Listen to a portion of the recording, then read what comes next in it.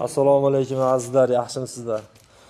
Mana yana bir chorvamizning hayvoni bir hafta oldin yotib qolgan hayvonni ko'rgandinglar. Ozib ketgan, bir oy mobaynida bir joyda yotgan hayvon. Mana Xudoga shukr, muolajalar yakun topdi. Mana hayvonning o'zgarishlari.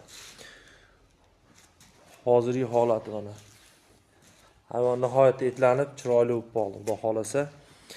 Endi hozir bunga ishlovimiz bir oy mobaynida yotganlar hisobiga yelinda ozgina muammo bo'lib qolgan. Endi asosiy bu ishlovimiz sut yo'nalishi bo'yicha.